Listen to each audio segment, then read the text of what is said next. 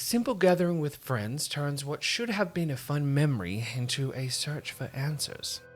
It appears that Silver Valley, Idaho has a secret to tell, but her lips are sealed tight.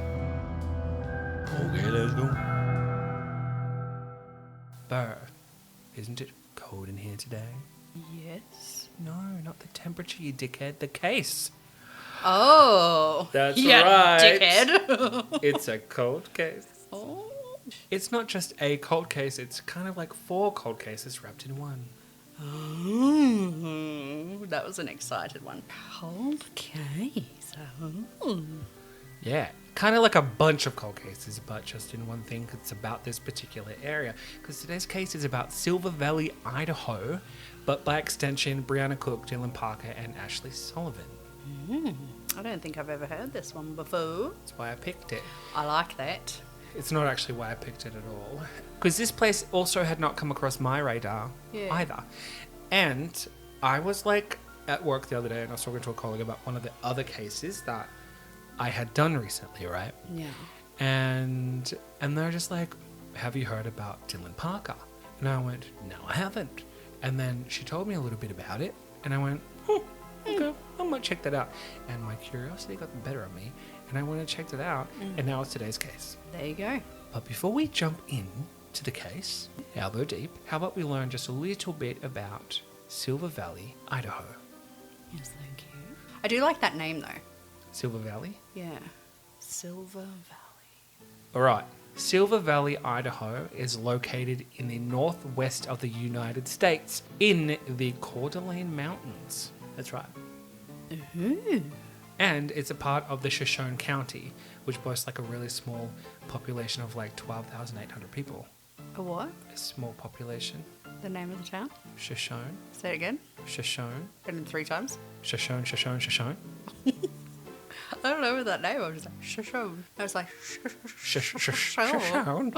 I want to go to Shoshone. That's a different name. I like that. It got its namesake from a local Indian tribe. It was established in like 1864. Fun fact, in the 1870 census, it shows that over half of the inhabitants in the area were Chinese. 65% of the population in Shoshone County were Chinese. And then when I read that, I was like, hold on, what the heck? That doesn't make any sense. But not like in a let's make America great again kind of way. That just feels odd for like the 1870s. But then I remembered something from like a TV show that I watched, National Geographic Coming in Clutch, that the Chinese built a lot of the transcontinental railway. And I didn't remember the exact date. Yeah. So I went and I looked it up. And wouldn't you believe it, they started building it in 1865. Get out. So just 5 years before that census was taken, which is why it makes sense that so many people would have been there of Chinese descent. And just 1 year later, Silver Valley was established. It turns out that Silver Valley has a bit of a jaded history. Some might even say shock. But what brought people to the area in the first place was the mines. Right? They're in the mountains. There must be some like silver or gold or copper mines, some bullshit. They'll be there for that because they want to make themselves some money. Yeah. And I get that. Well, the women weren't just going to sit around and let the men earn money while they earned nothing. So they found their own little gold mine a little closer to home. I'm talking about their vaginas. Oh. So not only did the men have the chance to make their money, so did the women. And apparently it also reduced sexual assaults and rapes in the area because what had happened is women decided to get into their own business of prostitution. Yeah. They opened bordellos, they had brothels. They were just there for a good time. Yeah. Most of them did it on their own volition, but there were some people that were kind of forced into it by their husbands. That's wild. Double income. Yeah. Oh, double income? Oh. I meant double income. Oh, all right. But oh. Double income. Double income. And the streets were literally riddled with bordellos, and the last one didn't close until 1988. Riddled with pussy. Yeah. And disease, probably. Yeah. They're all fucking in a circle. There's not many people there. 1900s, I just think of the smell. Dirty, smelly mutts. Yeah. Yeah. Oh, yeah. Unhygienic. Stinky dick cheese. Well, they would have used They would have used circumcisiones didn't become popular until the 1950s. So like they all would have had their fuzzers. They all would have been stinky. Dirty. Beep, bop, boop. Also back then, I believe one of the contraceptions that they used was a sponge that they would soak and then put in their vagina, and then the man would come into that and they'd take it out and wash it and reuse it for the next man. A little bit gross. Do you want to know how the last bordello was closed? How, Joey? FBI interference. Oh. Yeah, because remember, like, brothels and bordellos are not legal in some countries, and it was illegal there. But like a small town, go find It's illegal. bigger fish. I mean, sure, but it's not like they didn't have police or sheriffs or whatever in the Yeah. area. So, who actually knows? She would have sucked my dick. Shut the whole thing down. Shut it down, Brenda! So while that's only like the tip of the iceberg of Silver Valley, I hope that at least paints a little bit of a light on its colourful history, because there's a lot more stuff and it's a very interesting read. There's a bunch of different books that people have written about it in form of like a historian kind of thing, but they cost money, so I didn't buy them. But I made a money. Yeah. If you are not poor, buy it, read it. They looked good. The synopsis looked good anyway. So with that all said and done, let's talk about Brianna Cook. Picture this. It was October 25th, 2013. And Brianna was out celebrating with her sister. It was her sister's birthday. I believe her older sister, Bethany. Anyway, they spent the evening partying with friends at a home on 2 Mile Road in Osborne. And Osborne is just like a town in Shoshone County, right?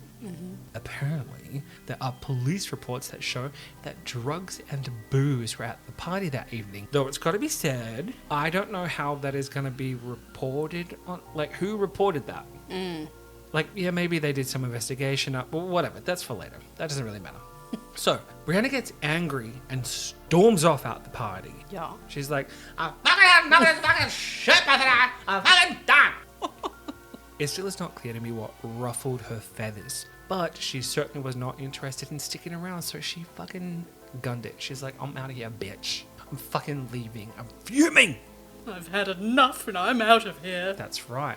And I don't think that her parents were together anymore, because she decided that she was going to go stay with her dad, and he lived in Pinehurst. So that's where she decided to go. And she made it there safely because her sister and her sister's friends escorted her to the place, and then they took off. Because remember, it's fucking Bethany's birthday. Like, she wants to have fun. She doesn't want to be sitting here with you. You're so sad. Yeah, you wet towel. Only, roughly an hour after walking through the front door, her father would find her body hanging in the bathroom. Why do I have a knack for this? It's not a good knack to have. You wet towel. Actually, bitch. I didn't know. He would advise the police that he didn't hear a single thing. There was no struggle. There was no nothing.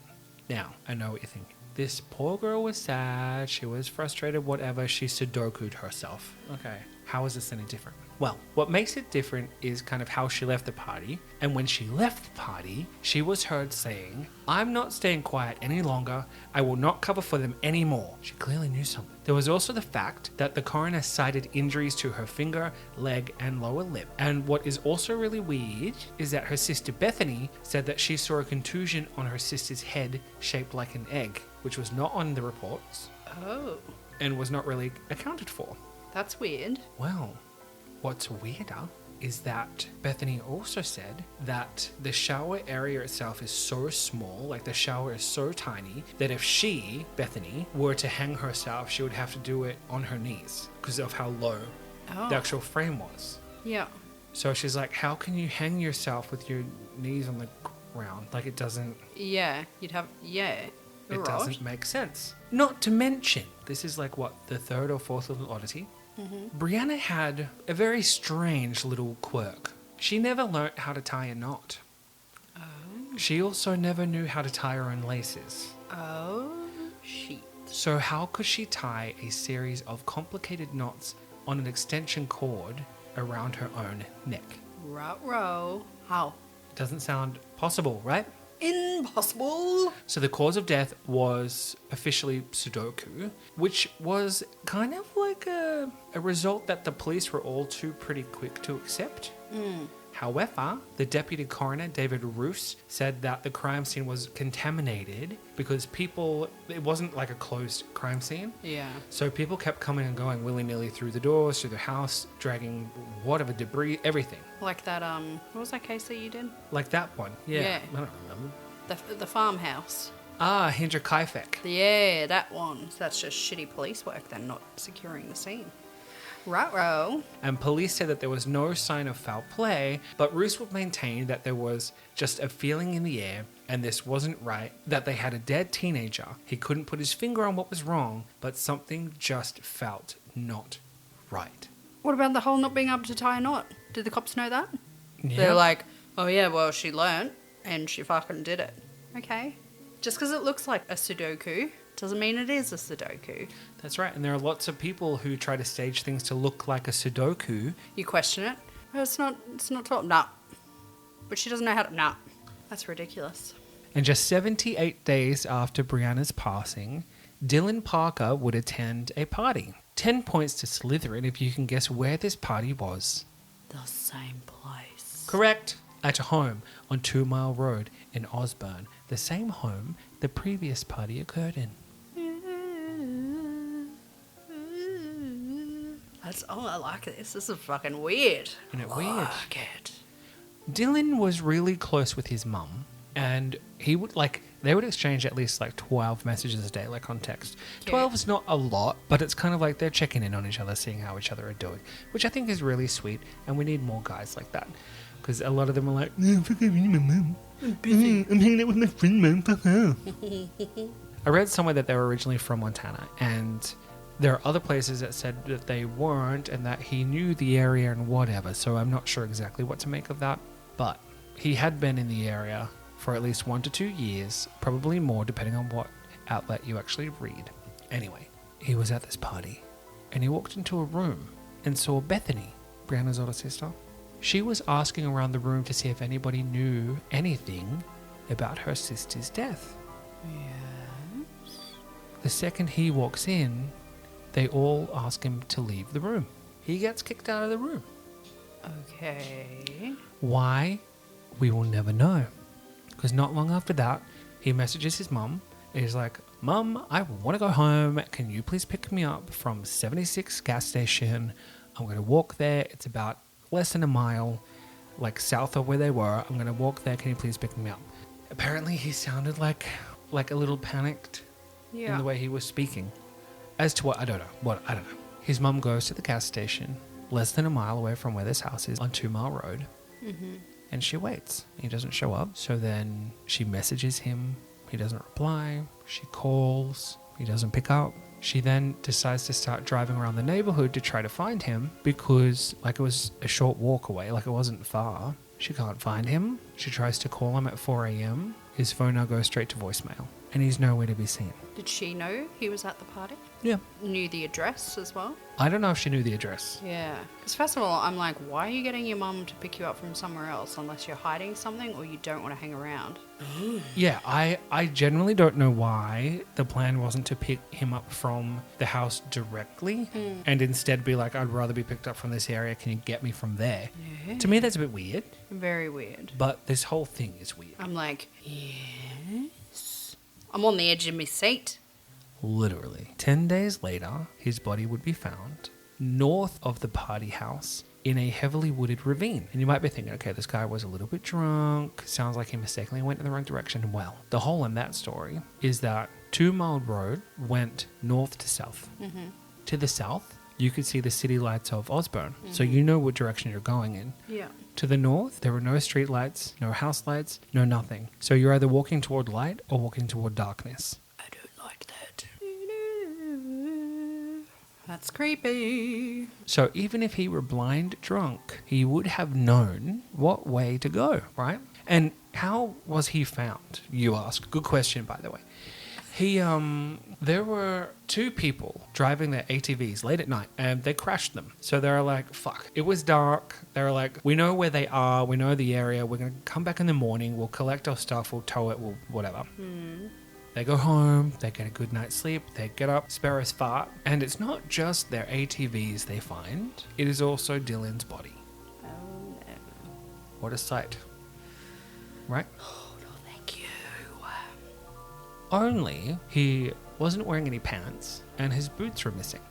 Okay. The scene was thoroughly investigated, and obviously you can't really contain a crime scene like that, right? Well, they didn't find any signs of foot traffic around the body, not in the snow, nothing, not even Dylan's. No footprints, no tire tracks, no nothing. How? Not even any animal tracks, like nothing. That's weird. The coroner's report did show signs of injury, but only the ones that you would naturally expect from someone stumbling through a wooded area. What the fuck?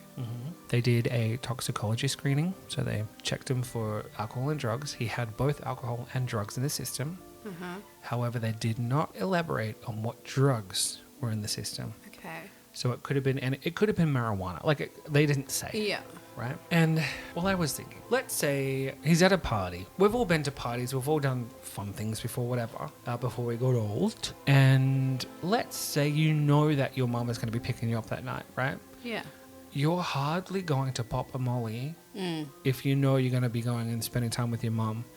Or you're not going to be taking ecstasy. You're not going to be taking speed or cocaine or any of that kind of shit. If you're about to go and see your mum, and from all appearances, at least, he seemed like a pretty, normal kid. He was on the border of 18, 19. So he still had so much time, life ahead of him. So I can understand that, you might want to party and do whatever. And yes, I believe the legal age to drink in America is 21. So he was underage drinking. His death was ruled hypothermia, because he did die of hypothermia in the end. But coroner David Roos, the same coroner as the previous one, had this to say. There were no injuries to his feet, and this was a boy walking in the woods. Remember, he had no shoes on.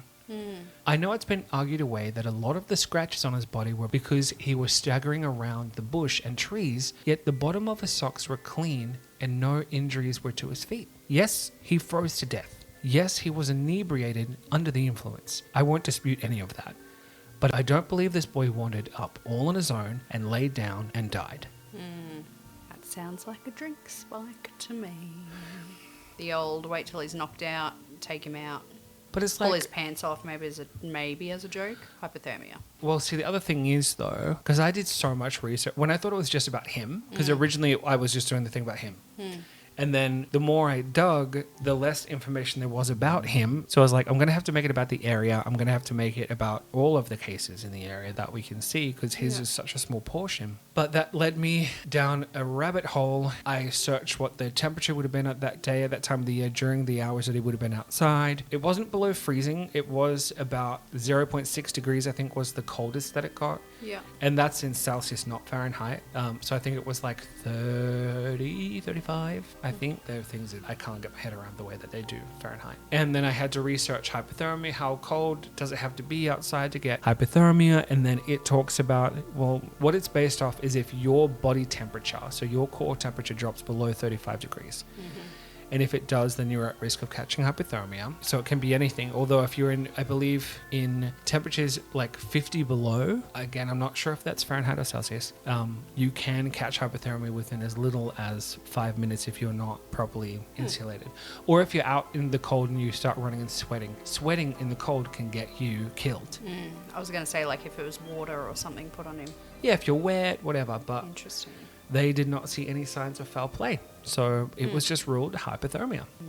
Regardless of how weird it is, it was still hypothermia. 107 days after that, Ashley Sullivan would be found hanging from a tree in Kootenai County. The location was referred to as some property. When I was looking, I was like, what was the address? What was everything? Is Kootenai... I don't know if you know this about me, but when I see a thing, I'm like, I need to know what this is. I need to know what that is. I'm going to look at every fucking thing that I can. There's nothing. And that ends up just making me, it does my head in. Yeah. So it was referred to as some property. We can rule out it being a family home. We can rule out it being her home or a school or a public location. It would have been somebody's property. It just doesn't say where, other than in Kootenai County. So I have very little information on Ashley Sullivan. But what I do know is that she was an advocate for people with suicidal ideations. So she helped them and she would prevent it as much as she could. She would direct them to like suicide hotlines, lifeline, all that kind of stuff. The American version thereof, she knew the struggle. Apparently, she could not have been further from a person who would have committed suicide. Yeah. So it's strange that she would hang herself. I believe some of her family even said it was hard to believe. In fact, it was almost impossible to believe that she would do that. Apparently, she was a pretty friendly girl and she got on with pretty much everyone. She was even devastated about the passing of Brianna and Dylan. I don't know if she knew them personally. Apparently, they did go to the same school, but I think they went at different times. Okay. So she may have been a little bit younger, maybe a year or two younger or older. I genuinely don't know. She would even tell her mum at one point that she was scared. I don't know of what. And to this day, her mum still doesn't know, but she was apparently scared. Deputy Coroner David Rose, our good friend, would also see Ashley's body, and he reported that she had the same contusion on her forehead as Brianna. He said that if you put them side by side, you wouldn't have been able to tell them apart. Shit. The coroner obviously felt that something was off because there are 3 teenagers dead in as many years, so he kept asking questions. He was like, it doesn't make sense. 3 teenagers dead. They didn't really have teenagers die or go missing before that. Yet within 3 years, 3 teens are dead of suspicious sort of, it's not just like a coincidence. One person, okay. 2 people, it's not a coincidence anymore, especially in such a close proximity. 3 weeks after Ashley was found, because he was asking so many questions and saying something's not right, he was fired as deputy coroner. And they said they were going to hire someone else. In fact, the reason they gave him was, you're being fired and replaced with someone who is licensed. Because apparently you don't have to be licensed to be a coroner. But they're like, we are hiring someone who's licensed. Only they replaced him with an MRT, which is exactly the same accreditations that he had. What is going on in this town? Right? This is just crazy. So someone clearly did not like him asking questions. You never ask questions out loud when something's suspicious. I know, you gather your evidence and you go to somebody who you feel can help you. Yeah, you quietly question. I've been doing that for years. I thought you were going to say he was murdered. No. But weird. wait, Silver Valley has more secrets to tell. At least one more missing person yet to be found. What? In August of 2012, Brian Shookman, who was 32 at the time, so this predates all of the cases, right? Only he was like an adult male, the other ones were teens. Disappeared in Shoshone County, Idaho. He was on his way to a family reunion. His SUV was found parked on a mountain access road. Uh-oh. There are no signs of struggle and no remains have been found, and there is still a $10,000 reward 13 years later to bring him home. And look, I mean, given that so much time has passed, it's probably assumed that the coming home part would be his remains, though we can remain hopeful that maybe one day he does resurface. It's just doubtful that will happen. So it is a mystery all around, though I think local police may know a little bit more than they are letting on. That's just my opinion. Yeah, it's fishy. Because they've been so quick to be like, oh, there's nothing to see here, guys. It's just fine. 3 teenagers. Whoop. And then fire the person that's asking all the questions. Fire the person who's asking questions when... I mean, okay, here's the thing as well. Like, we're basing that off statements that he has made as the deputy coroner. There Yep. could be other reasons behind things, so we don't really know. But apparently he has been quite vocal about all of the murders, so the ones that they have found so far. So it's interesting. So fishy. That's right. I literally end with, it smells a little fishy to me. Oh my fucking god. That's fucking weird. But that is today's case on Silver Valley, Idaho. I have more questions. Yes. I don't know what they are. But I'm very It's intrigued. just- It's like, it's It got me. leaves more questions than answers. Yeah. Right? So how do you figure out what that means? I know that it was named after the Shoshone tribe, but it's like, were there ancient Indian burial grounds I was literally thinking that. that were in the area? Is the land cursed Yeah. because the white man took over? What, like, there are a lot of questions, a lot of things that remain unanswered that there probably are answers out there for, I think. So many questions. Yeah. I liked that. That was fucked, but I liked that.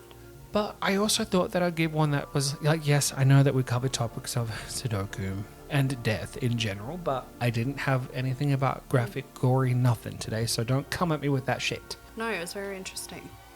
I want to find out all the answers now. It is. And if you're still listening, don't forget to follow us on all of our social media, linktree/Winetime Mysteries. You can listen to us here and on many other platforms. You will find links to those too. If there is any questions or any cases that you'd like us to do, feel free to send that through to us. There's even a link to suggest a case, so feel free to drop that. Or you can even drop us a line on social media and we're happy to take a look at anything, because honestly, it's really interesting to hear about ones that we haven't done before. Yeah, or that aren't well known. Especially ones that aren't well known. Yeah, it's interesting. Yeah, send it through. Yeah. Yeah. And on that note, goodbye, Mung Mings. Goodbye.